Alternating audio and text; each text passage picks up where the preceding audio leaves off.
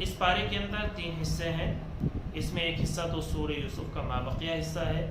سورہ یوسف کے مابقیہ حصے اور سورہ یوسف کے اندر پورا واقعہ تفصیل کے ساتھ حضرت یوسف علیہ السلام کا، ان کے بھائیوں کا، ان کے ماں باپ کا ذکر کیا گیا ہے۔ سب سے پہلے تو ہم اس واقعے کو تفصیل کے ساتھ ذکر کرتے ہیں۔ حضرت یعقوب علیہ السلام کے 12 بیٹے تھے۔ ان میں حضرت یوسف علیہ السلام غیر معمولی طور پر حسین تھے۔ ان کے والد حضرت یعقوب علیہ السلام ان سے بے پناہ محبت کرتے تھے۔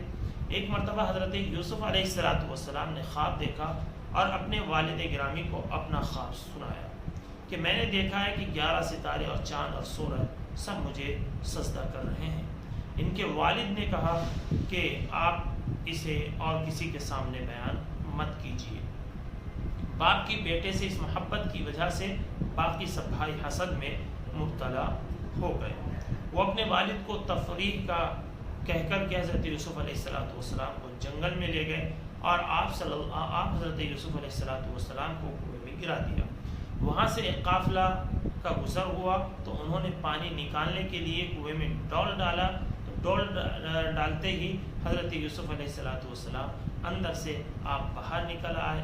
قافلے والوں نے مصر جا کر کے آپ کو بیچ دیا۔ عزیز مصر کی بیوی آپ پر فریفتہ ہوئی، اس نے آپ کو برائی کی دعوت دی، آپ نے اس دعوت کو ٹھکرایا۔ عزیز مصر نے بدنامی سے بچنے کے لیے آپ کو جیل میں ڈلوا دیا۔ قید خانے میں بھی آپ نے توحید کی دعوت کا سلسلہ جاری رکھا، جس کی وجہ سے قیدی آپ کی عزت کیا کرتے تھے۔ بادشاہ وقت کے خواب کی صحیح تعبیر اور تدبیر بتانے کی وجہ سے آپ اس کی نظروں میں جج گئے اور اس نے فوراً آپ حضرت یوسف علیہ السلام کو خزانہ تجارت اور مملکت کا خود مختار وزیر بنا دیا۔ مصر اور گرد و بیش میں قحط سالی کی وجہ سے آپ کے بھائی غلہ حاصل کرنے کے لیے مصر آئے۔ 1-2 ملاقاتوں کے بعد آپ نے انہیں بتایا کہ میں تمہارا بھائی یوسف ہوں۔ پھر آپ کے والدین بھی مصر آ گئے اور سب یہیں آ کر کے آباد ہو گئے۔ اور حضرت یعقوب علیہ السلام نے حضرت یوسف سے کہا کہ میں نے کہا تھا کہ یہ آپ اپنے خواب کو کسی سے مت بتانا، اس خواب کی یہی تعبیر ہے کہ آج آپ وزیر بنے ہوئے ہیں اور آپ کو اللہ نے نبوت سے سرفراز کیا ہے، اور آپ کو مہتاب جو سورج اور چاند دیکھا تھا، وہ سورج اور چاند آپ نے اپنے ماں باپ کو دیکھے تھے، اور باقی جو سجدہ ریز کرتے ہوئے دیکھا تھا وہ آپ نے اپنے بھائیوں کو دیکھا ہے۔ آج ہم سب لوگ آپ کے سامنے ہیں۔ اس میں کچھ عبرتیں ہیں اور کچھ غور و فکر کی باتیں ہیں، آئیے ہم اس پر غور کر لیتے ہیں۔ ہر مصیبت کے بعد راحت ہے، یہ ہمیں سبق ملتا ہے۔ حسد خوفناک بیماری ہے۔ اچھے اخلاق ہر جگہ کام آتے ہیں، چاہے جیل ہو، جنگل ہو، یا بیاباں ہو، یا شہر ہو۔ پاک دامنی تمام بھلائیوں کا سرچشمہ ہے۔ پاک دامنی کو اس لحاظ سے نہیں جانے دینا چاہیے۔ نامحرم مرد اور عورت کا اختلاط انتہائی مضر ہے، خاص طور سے تنہائی کے اندر نہیں ہونا چاہیے۔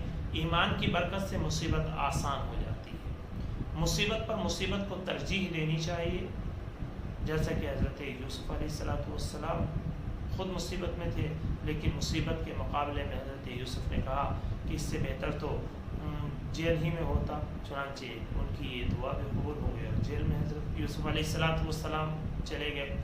داعی جیل بھی کو بھی دعوت دینی چاہیے، یعنی اگر داعی ہے تو داعی جیلر کو بھی دعوت دے اور جیل میں رہنے والوں کو بھی دعوت دے، اور یہ دعوت کا سلسلہ برابر جاری رکھنا چاہیے۔ یہ حضرت یوسف علیہ السلام کی سنت ہے، جو آج کے اس زمانے میں بھی ہمارے بہت سے احباب جیلوں کے سلاخوں کے اندر بند رہ کر کے بہت سے لوگوں کو ایمان کی دعوت اور اعمال صالحہ کی دعوت کا کام انجام دیتے ہیں۔ موضع تہمت سے بچنا چاہیے، یہ بھی اس صورت میں حضرت یوسف علیہ السلام کے واقعے سے ہمیں سبق حاصل ہوتا ہے۔ جو حق پر تھا اس کی سبھی نے شہادت دی۔ حق والے کی شہادت میں تھوڑا دیر لگتی ہے، لیکن شہادت دینے کے لیے جب اکٹھا ہوتے ہیں تو سبھی لوگ اس کی شہادت دیتے ہیں۔ یعنی خود اللہ تعالیٰ نے حضرت یوسف علیہ السلام نے، عزیز مصر کی بیوی نے عورتوں نے عزیز مصر کے خاندان کے ایک ایک فرد نے حضرت یوسف علیہ السلام کے حق پر ہونے کی شہادت دی. اس میں تھوڑی دیر سے ہی لیکن حق تھوڑا سا کم چلتا ہے، لیکن جب لوگوں کے سامنے حق بات آتی ہے تو خود باطل بھی اس کے سامنے شہادت دینے پر مجبور ہو جاتا ہے. بہرحال 13ویں پارے کے اندر دوسری سورت سورہ رعد ہے اور سورہ ابراہیم ہے. دونوں صورتیں مکمل اس 13ویں پارے کے اندر اور موجود ہے. سورہ رعد کے اندر 5 باتیں قابل ذکر ہے. قرآن کریم کی حقانیت کہ یہ نقطہ قابل غور ہے کہ جن صورتوں کا آغاز حروف مقطعات سے ہوتا ہے ان کی ابتدا میں عام طور پر قرآن کریم کا ذکر ہوتا ہے. ان مخالفین کو چیلنج کرنے کے لیے جو قرآن کو معاذ اللہ انسانی کاوش قرار دیتے ہیں تو ان کو چیلنج ہوتا ہے کہ اگر آپ لوگوں کو قرآن سے اعتراض ہے تو دیکھیے یہ حروف بعین ہی وہی حروف ہے جن حروف کے ذریعے سے تم دوسری الفاظ بناتے ہو، تو آئیے ان حروف کے ذریعے سے قرآن جیسی عظیم کتاب بنا کر کے دکھائیے. یقیناً نہیں بنا سکتے. تو یہ گویا کہ اعجاز ہے کہ آپ قرآن کریم کے جیسی کتاب لانے سے بالکل عاجز ہے. توحید آسمان اور زمین میں سورج اور چاند، دن رات، پہاڑ، نہریں، غلہ، قسم قسم کا مختلف رنگوں کے ذائقے اور خوشبوؤں والے پھلوں کو پیدا کرنے والا صرف اور صرف اللہ ہی ہے. یہی ہے توحید. اور موت اور زندگی، نفع اور نقصان اس اکیلے کے ہاتھ میں ہے. اللہ رب العزت نے انسانوں کی حفاظت کے لیے فرشتے مقرر کر رکھے ہیں. قیامت کے تعلق سے بیان کیا گیا. تیسرے مشرکوں کو تو اس پر تعجب ہوتا ہے کہ مردہ ہڈیوں میں زندگی کیسے ڈالی جائے گی. قیامت کے تعلق سے خود مشرکین اس معاملے میں بہت ہی زیادہ مذبذب ہیں کہ آخر دوبارہ کس طرح سے مردوں کو جلایا جائے گا، جبکہ در حقیقت باعث تعجب بعد الموت نہیں ہے، بلکہ ان لوگوں کو تعجب سے یہ کہنا خود باعث تعجب ہے کہ کیا وہ نہیں دیکھتے کہ پہلی مرتبہ جب کہ انسان کا کوئی وجود ہی نہیں تھا، عدم سے وجود بخشا، تو جب وہ کرنا آسان تھا اللہ پر، اس قدرت پر، تو پھر مرنے کے بعد دوبارہ جلانے پر کیوں نہیں وہ قادر ہے. رسالت کے تعلق سے بیان کیا گیا کہ ہر قوم کے لیے کوئی نہ کوئی رہنما اور پیغمبر بھیجا جاتا ہے. اسی طرح سے امت محمدیہ کے لیے محمد کو بھیجا گیا ہے. متقین کی صفات اور جو بدبخت لوگ ہیں ان کی علامتیں بیان کی گئی ہیں. متقین کی 8 صفتیں بیان کی گئی. وفاداری ان کے اندر کوٹ کوٹ کے بھری ہونی چاہیے. صلہ یعنی رشتہ داروں سے قرابت داری، صلہ رحمی ان کے ساتھ پاس ہونی چاہیے. مہربانی سب کے ساتھ ہونی چاہیے. خوف خدا ہونا چاہیے. خوف آخرت ہونا چاہیے. نماز کی پابندی ہونی چاہیے. صبر کا وہ دامن کبھی کسی حال میں نہ چھوڑے، یہ بات ان کے پاس ہونی چاہیے.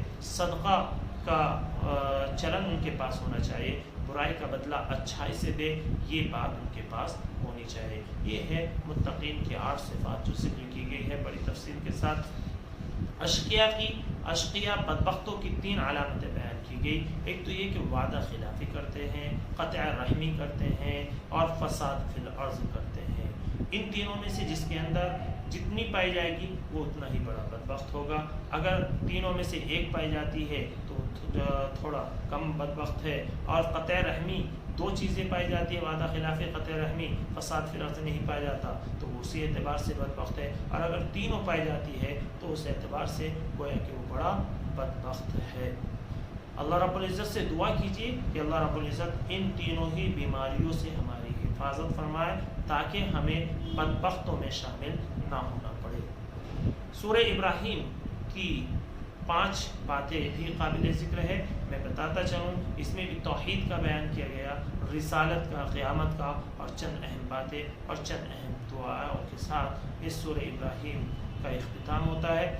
توحید تمام آسمان و زمینوں کو اللہ نے بنایا ہے. اسی نے آسمان سے پانی اتارا ہے، پھر انسان کے لیے زمین سے قسم قسم کے پھل نکالے ہیں اور پانی کی سواریوں اور نہروں کو انسان کے تابع کر دیا ہے. سورج اور چاند، رات اور دن کو انسانوں کے کاموں میں لگا دیا ہے. غرض جو کچھ انسان کے لیے ضروری تھا اور جو کچھ اس نے مانگا وہ اللہ نے عطا کیا ہے. یہ ہے توحید اور اس کی ربوبیت. اس کی نعمتیں اتنی زیادہ ہیں کہ ان کی گنتی بھی انسان کے بس کی بات نہیں ہے. اس لیے کیا اب بھی تم اس وحدانیت کو، اس اللہ کو، اس کے ایک ہونے کو تسلیم نہیں کرو گے؟ دوسری چیز بیان کی گئی ہے رسالت. اس کے ضمن میں کچھ باتیں بیان کی گئی ہے. نبی کریم صلی اللہ علیہ وسلم کی تسلی کے لیے بتایا گیا ہے کہ سابق انبیاء کرام کے ساتھ بھی ان کی قوم نے اغراض اور انکار، عداوت، مخالفت کا یہی رویہ اختیار کیا تھا جو آپ کی قوم کے ساتھ، جو آپ کے ساتھ اور آپ پر ایمان لانے والوں کے ساتھ آپ کی قوم نے رویہ اختیار کر رکھا ہے. ہر نبی اپنی قوم کا ہی ہم زبان ہوتا ہے، اپنی قوم کی ہی زبان لے کر کے اترتا ہے. لہذا آپ اے نبی جس قوم کے اندر اتارے گئے ہیں اس قوم کی زبان کے آپ بہترین ماہر ہے. بتایا جاتا ہے کہ اللہ کے نبی صلی اللہ علیہ وسلم جوامع الکلم تھے. حدیث کے اندر آتا ہے کہ مجھے بہت ساری خصوصیات سے نوازا گیا، لیکن ایک بڑی خصوصیت ہے کہ مجھے جوامع الکلم کی خصوصیت سے بھی نوازا گیا. یعنی قل ودل ما قل ودل خیر الکلام ما قل ودل، کہ بہترین کلام وہ ہے جو کم ہو لیکن رہنمائی میں زیادہ ہو. چنانچہ اللہ کے نبی صلی اللہ علیہ وسلم کلام کم فرماتے تھے، لیکن آپ صلی اللہ علیہ وسلم کا کلام رہنمائی کے اعتبار سے بہت زیادہ ہوتا تھا. پچھلی قوموں کے جو جھٹلانے والے تھے ان کے شبہات کا ذکر کیا گیا. اللہ تعالیٰ کے وجود کے بارے میں شک، بشر رسول نہیں ہو سکتا ہے، اس کے بارے میں ان کا انکار کرنا. تو اس کو بتایا گیا کہ نہیں، جو بھی رسول بھیجا جاتا ہے وہ انسانوں میں سے ہی ہوتا ہے، وہ بشر ہی میں سے ہوتا ہے. اگر ہم کو فرشتہ بھیجنا مقصود ہوتا تو پھر اس کی بھی شبیہ انسانوں ہی کی طرح ہوتی، تو اس میں بھی شک و شبہ کرتے، اور کیا گارنٹی تھی کہ تم اس پر ایمان لے آتے. اسی طرح سے آباء و اجداد کی تقلید ان کے اندر پائی جاتی تھی، تو ان شبہات کی تردید کی گئی ہے کہ تقلید آباء یہ درست نہیں ہے. اچھائیوں میں تو درست ہے، لیکن برائیاں اگر جنم لے چکے ہیں آباء و اجداد کے اندر تو ان برائیوں کی تقلید کرنا درست نہیں ہے. قیامت کافروں کے لیے جہنم اور مومنین کے لیے جنت کا وعدہ ہے. جنت کی نعمتوں اور جہنم کی ہولناکیوں کا ذکر ہے. روز قیامت حساب کتاب ہونے کے بعد شیطان گمراہوں سے کہے گا کہ جو وعدہ خدا نے تم سے کیا تھا وہ تو سچا تھا، اور جو وعدہ میں نے تم سے کیا تھا وہ جھوٹا تھا. میں نے تم پر زبردستی نہیں کی تھی. یعنی وہ اپنا دامن چھڑائے گا، لیکن اس وقت میں دامن چھڑانے سے یہ خود اپنے اوپر اور شیطان پر ملامت کرتا رہ جائے گا. کافروں کے اعمال کی مثال راکھ کی سے دی ہے کہ راکھ جیسی ہے کہ تیز ہوا آئے تو سب کو اڑا لے جائے. حق اور اعمال کا کلمہ پاکیزہ درخت کی مانند ہے، اس کی جڑ بڑی مضبوط ہوتی ہے اور اس کا پھل بڑا شیریں ہوتا ہے. اور باطل اور ضلالت کا کلمہ ناپاک درخت کے مانند ہے، اس کے لیے قرار نہیں ہوتا، اس کے لیے جماؤ اور پختگی نہیں ہوتی، اور وہ ہوتا بھی بے ثمر ہے. اگر اس کو کوئی آسانی سے اکھاڑنا چاہے تو آسانی سے اکھڑ جاتا ہے. اللہ تعالیٰ ظالموں کے کرتوتوں سے بے خبر نہیں ہے.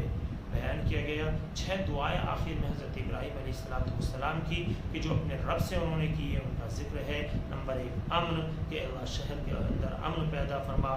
بت پرستی سے حفاظت کی دعا کی، اقامت صلاۃ کی دعا کی، اور دلوں کا میلان خود مکہ المکرمہ اور خانہ کعبہ کی طرف ہو جائے، اس کے لیے دعا کی. اور رزق کے لیے دعا کی اور مغفرت کی. اللہ کے نبی حضرت ابراہیم علیہ السلام نے درخواست کی. چنانچہ حضرت ابراہیم علیہ السلام کی تقریباً تمام دعائیں قبول ہوئی. اللہ تعالی ہمیں بھی ان دعاؤں کا مصداق بنائے. اللہ عمل کی توفیق عطا فرمائے. وآخر دعوانا ان الحمد للہ رب العالمین.